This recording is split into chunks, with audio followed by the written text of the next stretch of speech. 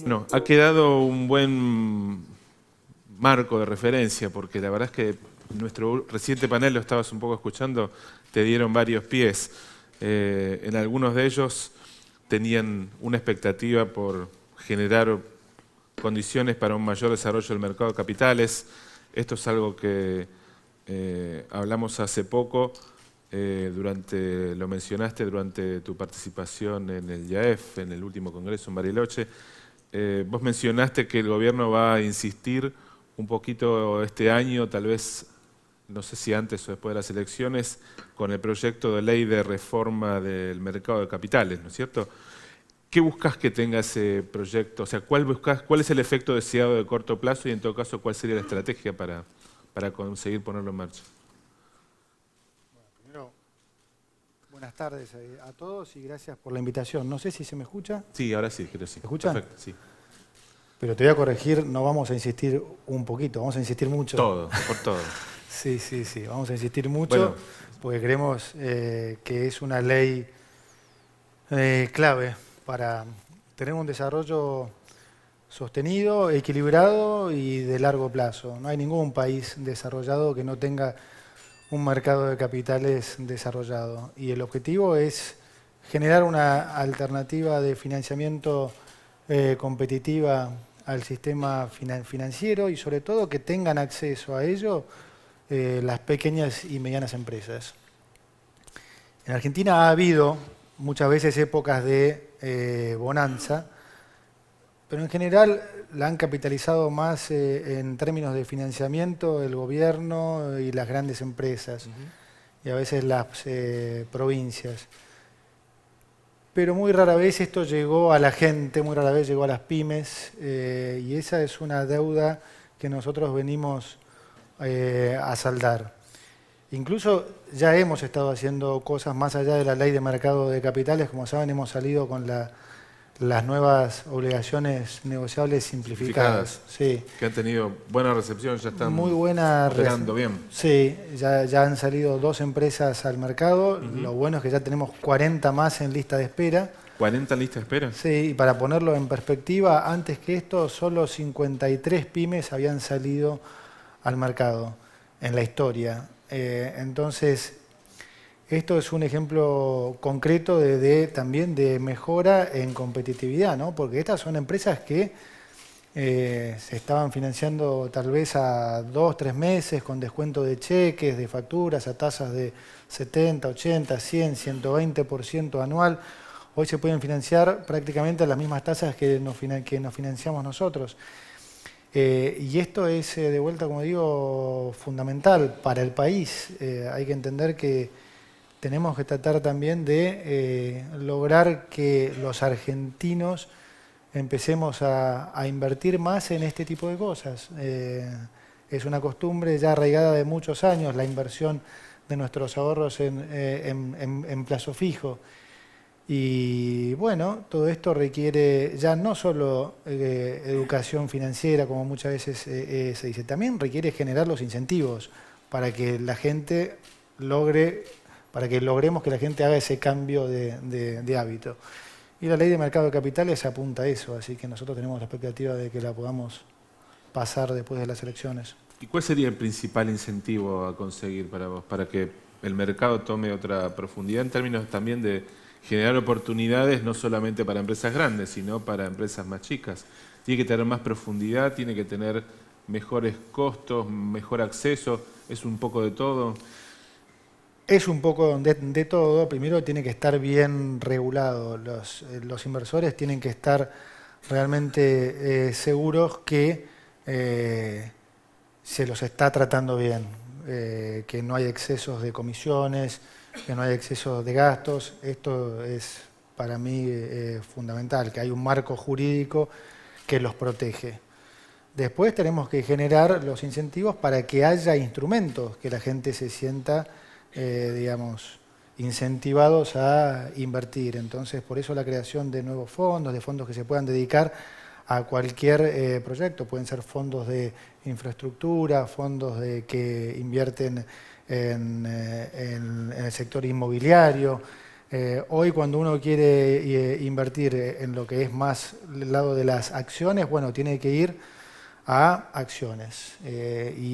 O si uno quiere invertir en el sector inmobiliario, bueno, tiene que elegir los 2 o 3 jugadores, comprar acciones de que están involucrados en eso. Bueno, la idea es que haya ahora también fondos y que la gente diga, bueno, yo quiero apostar al sector inmobiliario en Argentina, bueno, va a haber un determinado fondo que va a hacer tales desarrollos en este sector del país, en esta provincia o algo, y que entonces se pueda participar más de esa forma, financiando proyectos. Como te dije antes, queremos tratar de conectar el capital con los proyectos.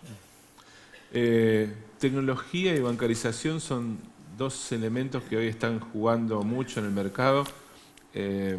Recién, bueno, escuchabas al CFO de Mercado Libre hablar un poco también de que ellos están apostando muy fuerte. ¿Qué es lo que está haciendo el gobierno acá? Hay una agenda de inclusión financiera donde el acento está muy puesto en lo tecnológico, ¿no es cierto? Digo, un poco me gustaría que nos puedas describir cuáles son los lineamientos de los que están trabajando. Sí, la política, te diría, lo dijiste bien, porque la inclusión financiera es, yo diría hoy por hoy para este gobierno, una política. Porque en nuestro objetivo de reducir la pobreza, claramente el tema de la inclusión financiera juega un rol fundamental para sacar a la gente de la informalidad. Y en este sentido, el uso de la tecnología, bueno, casi que es incómodo hablar después de las personas que han estado acá, que saben de esto tanto más que yo, pero sí. Bienvenido, digamos, en este punto llegamos casi en un buen momento, porque la tecnología claramente nos va a dar las herramientas para poder combatir esto. Y esto se relaciona un poco también con lo que te decía antes. Mucha gente cuando habla de inclusión financiera confunde con, bueno, es un tema de educación financiera. No tanto, no tanto. Hay muchísima gente que está lejísimos de, digamos, de llegar, de pasar de la informalidad a la formalidad. Está lejísimos de entrar a un banco, ¿no? Una cosa que ni se le pudiera ocurrir. Entonces, generar instrumentos como puede ser estas billeteras electrónicas que están surgiendo, que nosotros estamos creando una desde el Banco Nación, se llama PIM, P-I-M, y que específicamente apunta a eso, apunta a los sectores más marginados, porque en realidad no actúa con Internet, actúa simplemente con telefonía. No permite, digamos, no exige tener una cuenta bancaria tampoco. No exige tener una cuenta bancaria y permite recibir plata, transferir plata, todo en el momento, sin costo, poder pagar. Ya hay más de 170.000 usuarios, más de 20.000 comercios adheridos. Se va a poder pagar en supermercados. En octubre arranca Carrefour aceptando este PIM también. Estos instrumentos es tremendamente facilitador en cuanto al combate con la informalidad, porque en esto sí que la gente se siente mucho más cómoda. Y además genera muchas otras externalidades positivas, como pasa a haber trazabilidad de los fondos, es más fácil analizar las conductas, el comportamiento de los consumidores, eso claro. Sí, no tengo que decirles a Alejandro o a Pedro. El otro día hablando de esto con el presidente de vuelta, lo cuento porque es impresionante a la velocidad que avanza esto. Cuando vino el dueño de Alibaba, Jack Ma, le contaba que hoy ellos están en condiciones de otorgar un préstamo en 40 segundos. Es impresionante, realmente. Claro, obviamente diferentes analizando el comportamiento de sus usuarios, no lo tradicional que uno ve en el sistema financiero, pero seguramente tanto o más efectivo. Bueno, creo que el mundo está yendo a eso. Esto ya está aprobado en muchos otros países. En Kenia tienen este sistema M-Pesa, donde ya lo usan más de 30 millones de kenianos. Ha habido casos exitosos también como Malasia, en la región, en Paraguay, Perú. Yo no quiero hacer futurología porque no me destaco en lo que es lo tecnológico, pero sí cuando te metes más y más, cuesta no imaginar que el cash va a tender a desaparecer, que el efectivo va a tender a desaparecer. No digo que va a desaparecer, pero que claramente este tipo de herramientas, y no estoy hablando a 10 años vista, yo honestamente creo que en 2 años vista este tipo de instrumentos van a empezar a reemplazar. A masificarse. Sí, se van a masificar porque hoy todo llega además mucho más rápido a la gente. Entonces sí, hemos formado un consejo de inclusión financiera que presido y que también está en el vicejefe de gabinete Quintana, la ministra Carolina Stanley, del Banco Central Lucas Liach, el vicepresidente, la gente de Hacienda, de Finanzas. Y le vamos a meter muchísimo foco a todo lo que es esta nueva industria de fintech, porque es la herramienta para combatir, como digo, la informalidad. Luis, te voy a llevar a un terreno ya específico de tu gestión. El resultado de las PASO, como vimos, trajo un poco de tranquilidad a los inversores, algo que ya se está reflejando en el rendimiento de los bonos soberanos, ¿no es cierto? Mi pregunta es, ¿a qué tasa crees que pueda llegar a colocar deuda al gobierno en lo que resta del año, digamos, para completar el programa financiero? Y si de alguna forma todavía estás viendo si hacer esas emisiones antes de las elecciones o después, digamos, ¿qué factores estás mirando? Sí, las PASO sin duda trajeron mucha mayor tranquilidad a los inversores, a nosotros también, para que negarlo. Y algo más que tranquilidad también. sí, la verdad que sí, la verdad que fue, bueno, de vuelta.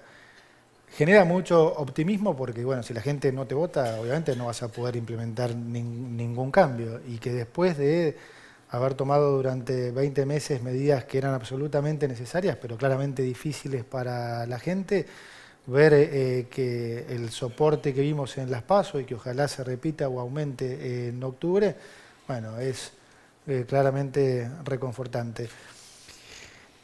Hemos bajado fuertemente el riesgo país de niveles de más de 1.400 puntos que veníamos a 375, ya estamos en los mínimos.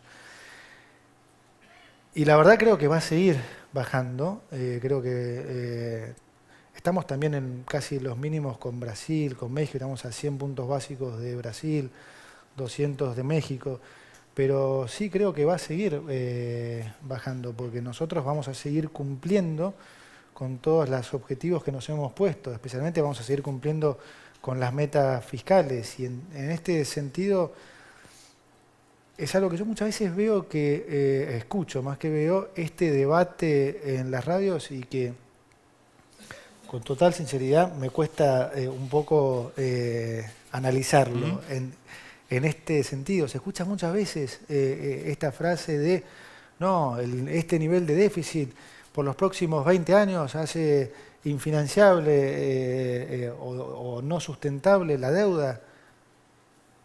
No sé quién discutiría eso, pero digo, nunca se ha escuchado a nadie de nuestro gobierno decir otra cosa que no sea que vamos a llegar al equilibrio fiscal. O sea, en todo caso, lo que se puede debatir es la forma, pero no el fondo. O sea, vamos no a 20 llegar. años de déficit, claramente. En ningún momento, nunca nadie de este gobierno ni siquiera ha insinuado eso. Entonces, el debate, en todo caso, pudiera ser algunos economistas más fundamentalistas o ortodoxos que pueden decir, no, habría que llegar al equilibrio fiscal en el 2018. Bueno, el debate sería, ¿es eso mejor para los argentinos? Nosotros creemos que no. Nosotros creemos que no y que el camino que estamos llevando es el más adecuado para la gente. Y la realidad un poco nos está dando la derecha, más que un poco diría, porque la economía va a estar creciendo este año al 3%, como habíamos dicho. El año que viene vamos a crecer por lo menos al 3,5%. Esa es la realidad. La inflación está bajando.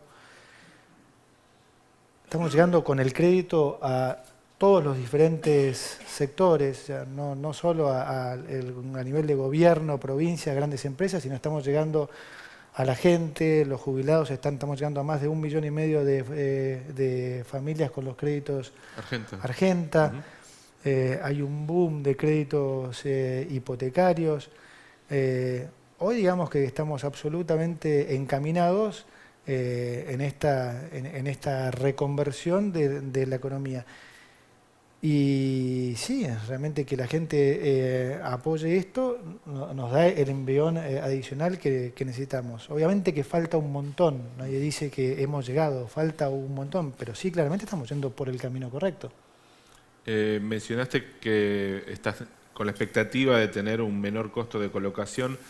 Te preguntaba también si están manejando tiempo para volver a colocar en el mercado lo que les queda del plan financiero. Sí, ¿Antes de las elecciones puede ver o está apostado no, podría ser, eso en a general después que supuestamente tenías una mejora del riesgo, deberías tener una mejora del riesgo adicional? podría ser antes, podría ser después, eso en general lo charlamos mucho con los inversores Según el y apetito. con los bancos. Y hoy hay, como bien lo decían los chicos, hoy hay mucho apetito por riesgo argentino. Hay incluso algunos bancos que nos están proponiendo prefinanciar el año que viene. No va a ser el caso, vamos a dedicarnos este año a terminar con el programa financiero que se viene cumpliendo a rajatabla. Para eso faltan unas 2 emisiones más. Y sí, puede ser que haya alguna antes o no, pero no lo hemos definido todavía. ¿Cómo ves el mundo cuando, digamos, la Argentina hoy por hoy tiene posibilidades de hacer algunas colocaciones más de corto plazo en términos de financiamiento interno, letras, etcétera? Pero digo, está claro que el peso del programa financiero un poco está puesto en las emisiones al exterior. Cuando ves un poco la política internacional o el mundo global así con ciertas complicaciones, ¿qué pensás? Digamos, ¿el gobierno tiene capacidad, tiene margen de generarse un plan alternativo si el mundo se complica? Es una buena pregunta. A ver, primero diría que el contexto internacional está siendo más favorable de lo que hubiéramos pensado un año atrás, ¿no? Eso es cierto. O sea, El efecto Trump sí, generó mucho temor generó mucho temor en su momento. y no se No, materializó. no se materializó digamos, el mundo está creciendo a un ritmo razonable. Europa a niveles de 3%, una buena recuperación, pero todavía con una inflación por debajo de lo que es su meta de 2%. Está en una inflación de promedio del 1,5%. Entonces esto está haciendo que el proceso de suba de tasas sea muy gradual y eso sin duda que nos favorece.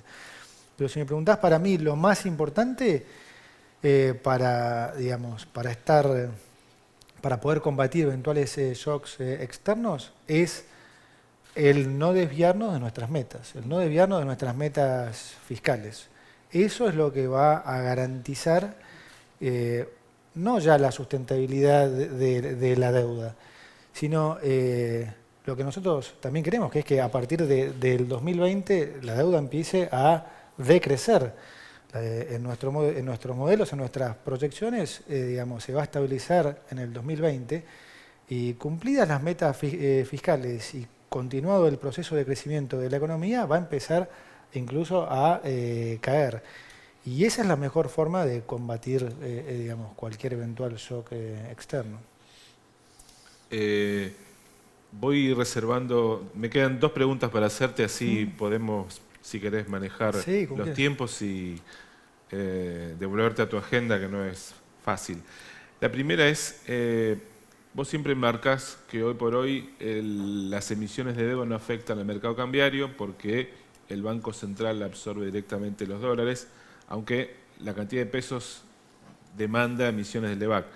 Mi pregunta sería, ¿qué escenario de tasas te imaginás para fin de año en el mercado interno? En el mercado interno, bueno, tenés las de muy corto plazo, que son las que maneja el Banco Central con su política monetaria, y bueno, las bajará cuando lo considere oportuno. ¿Okay? En el caso de nuestras tasas, bueno, hoy tenemos una curva hasta 10 años invertida, lo que muestra que el mercado da por descontado que la inflación va a ser cada vez más baja. Claro. El haber desarrollado esta curva de rendimientos en tasa fija en nuestra moneda es algo de tremenda importancia, en particular para los bancos y para el mercado de capitales. ¿Por qué? Porque es una tasa de referencia. Nunca ha habido tasa de referencia en pesos a tan largo plazo. Cuando digo tasa de referencia, digo las empresas, desde las grandes empresas, las pymes, todas, se financian a una tasa de referencia que es a la que se financia el soberano, ¿sí? Entonces, obviamente, cuanto más baja nuestra tasa, más bajo también es el financiamiento que consiguen hoy las empresas. Esto, como te decía antes, ya ha sido un cambio enorme en términos de competitividad para muchas empresas, porque la mayoría no tenía acceso al crédito, las que tenían que pagar una tasa muy alta. Hoy todas esas empresas han bajado su costo de financiamiento 5, 4, 5, un 6%, y ni hablar de las pymes. Entonces, lo mismo pasa con los pesos. Hoy tener una tasa de referencia en pesos nos permite a nosotros, por ejemplo, desde el Banco Nación, poder otorgar créditos a tasas de mercado que no sean forzados ni subsidiados, que no sea una cosa del gobierno que dice los bancos están obligados a prestarle al 17% un determinado porcentaje a las pymes o a esto otro. Ahora eso se da porque es un rendimiento razonable para el fondeo que tienen los bancos, y es un rendimiento razonable para lo que hoy es la tasa de referencia de nuestra curva en pesos. Entonces, creo que va a seguir bajando, porque realmente confío en que vamos a seguir bajando la inflación y vamos a seguir cumpliendo las metas fiscales, lo que va a generar cada vez más y más confianza y credibilidad. Yo no tengo duda realmente en que estamos en un punto de inflexión en nuestra historia. No quiero pecar de sobre optimista, pero es la realidad. Hoy veo realmente que están dadas todas las condiciones, desde el sector privado hasta el sector público, la cantidad de gente que está absolutamente comprometida con cambiar la historia del país. Y el país tiene muy buena gente y tiene enormes recursos y es un país rico, y no hay que subestimar lo que es ese cambio. Cuando mucha gente dice, no, esto es Argentina, ya lo hemos visto y demás, de vuelta, yo digo, no nos engañemos, no lo hemos visto siempre lo contrario, hemos visto 70 años de desmanejo, hemos visto 70 años de beneficio propio, hemos visto 70 años de corrupción, de mediocridad, no es lo que se está viendo ahora. Entonces hay que mirar a 10 años vista y realmente darse cuenta que estamos frente a un cambio histórico y que todos somos parte de ese cambio, todos, siempre digo, todos somos actores principales acá, la gente que vota, la gente que se compromete desde el sector privado, los empresarios que invierten, los inversores que financian, y nosotros desde el sector público. Entonces, la verdad creo que hacia allí vamos. Una pregunta de uno de los asistentes es renta financiera. Sé que la reforma tributaria es más tema de Nicolás Dujovne, pero bueno, la pregunta apunta a ver si hay alguna precisión sobre lo que hacia los objetivos que apunta el gobierno en tema de ampliar o no la decisión de gravar algún otro sector con el impuesto a la renta financiera. Sí, está en carpeta, en debate. Lo estamos analizando obviamente, con la gente de Hacienda y con el resto del equipo, porque la verdad cuando yo tengo de alguna manera sensaciones encontradas, te digo, porque de una manera lo considero un impuesto justo, está en todo el mundo. Entonces cuando vemos también de copiar las cosas que funcionan bien y que funcionan mal, bueno, se trata un poco de eso también. No sé si es particularmente el mejor momento para hacerlo, porque no sé si realmente de corto plazo nos va a generar algún beneficio. Porque por un lado no hay que dejar de tener en cuenta cuál puede ser la reacción. Entonces sí creo que es un impuesto justo, sí está en carpeta, no lo hemos decidido. Puede entrar o no, lo veremos en los próximos debates. Y ya digo, puede ser que sea, como puede ser que no sea el mejor momento para hacerlo. La última de mi parte es presupuesto 2018. Vos ya estuviste ayer en el Congreso. La pregunta siempre es, ¿cuánto va a ser más exigente el programa financiero el año que viene o no para tu trabajo diario? O sea, en términos Sí, de emisiones, sí, sí, sí. la lógica es que sea menor, ¿no es cierto? Sí, va a haber, las necesidades financieras del año que viene van a ser menores. Ajá, Por un lado tenemos un punto menos de déficit, hay algo menos de vencimientos, pero por otro lado tenés menos financiamiento del Banco Central hacia la tesorería, ¿no? Eso lo estamos bajando año a año. Acuérdense que llegamos con un financiamiento del central a la tesorería de 5 puntos del PBI. producto. Hoy vamos a estar en 1, monedas más, monedas aproximadamente, o sea que estamos bajando eso fuertemente. Eh, las necesidades, como digo, entonces van a ser un poco menores, pero siempre, bueno, es siempre el programa financiero hay que armarlo de manera tal que los inversores se sientan cómodos, que hay un plan atrás, que hay una estrategia atrás. Nosotros siempre contamos la verdad, los hemos cumplido a rajatabla y eso genera también mucha credibilidad. La parte buena del presupuesto, si querés, es que contra lo que un poco lo que se comentó en algún momento, no estamos descuidando el financiamiento en infraestructura, porque creemos que es un punto fundamental. La deuda que tenemos en infraestructura que hemos heredado es enorme, y me gustaría recalcar que si bien en el presupuesto eh, representa en términos porcentuales apenas 0,2 menos que el año anterior, la realidad es que la inversión en infraestructura va a terminar siendo de alrededor de 3,5 puntos del producto, que es mucho. Va a ser 50% más de lo que estamos viendo este año, que ya estamos viendo obras de infraestructura por todos lados. O sea, una característica que nadie niega es que se ve por todos lados y en todo el país un montón de obras. Bueno, imagínense lo que va a hacer el año que viene. Le va a agregar solamente estas inversiones en infraestructura un punto más de crecimiento al producto. Y bueno, y vamos a combinar diferentes herramientas de financiamiento. Ahí lo que vas a tener es el alivio también del el PPP, ¿no es cierto? El programa de Sí, participación sí. público-privada, que también va a hacer que los inversores asuman parte del financiamiento de muchas de las obras previstas en el presupuesto, ¿no? Exactamente, estamos avanzando muy fuerte acá en el financiamiento, en lo que va a ser la estructura de financiamiento de PPP. Para el año que viene van a ser aproximadamente 35.000 millones de pesos. La proyección es que sea en realidad que lleguemos a ser hasta un punto de producto por año, que es una proyección ambiciosa porque el promedio de la región de los países que se dedican a esto llega más o menos al 0,4. Pero realmente ya tenemos todos los proyectos alineados, tenemos más de 50 proyectos por una inversión de más de 20.000 millones de dólares.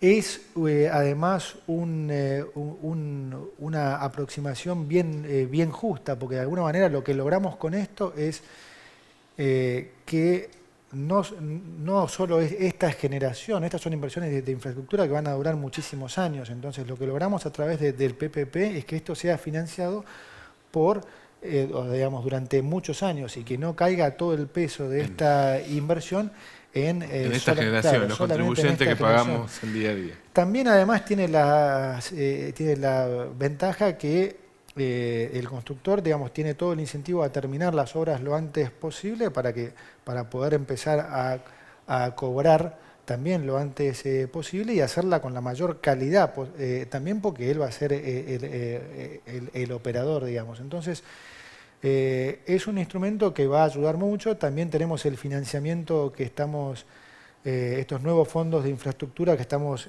armando con el BID, el Banco Mundial y la CAF, que creemos que esperemos poder tenerlos listos para el año próximo. Entonces, todo esto va a combinar una inversión en infraestructura que le va a dar un espaldarazo enorme a todo este proyecto.